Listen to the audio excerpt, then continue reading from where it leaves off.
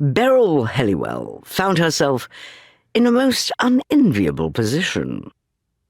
Never one to stay in one place for long, Beryl had rarely felt the curious discomfort she was currently experiencing. In fact, it took her some time to put her finger upon what it might exactly be.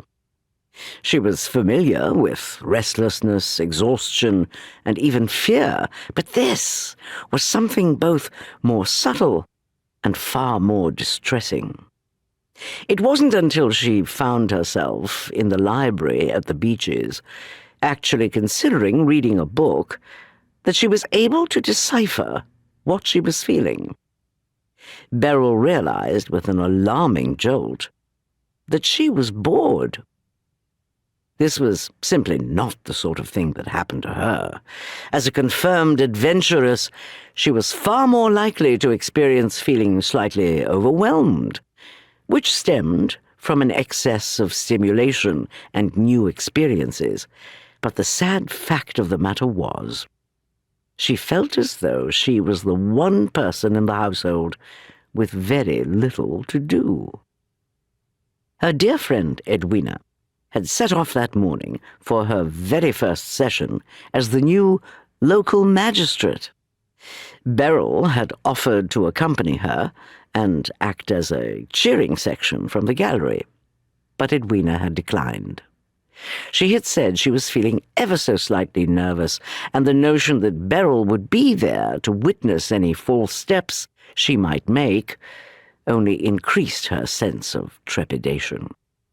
So Beryl had waved to her as Edwina set off for the village on her trusty bicycle, her second-best hat pinned firmly to her head.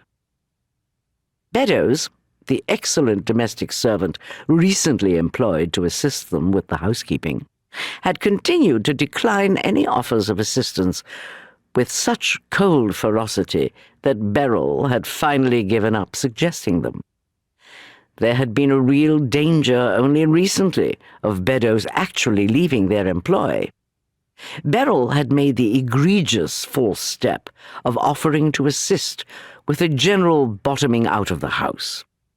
Beddoes had taken it to mean there was some concern about her competence for the task. Beryl did not wish to consider what might have happened if she and Edwina had not removed themselves from the property for several days.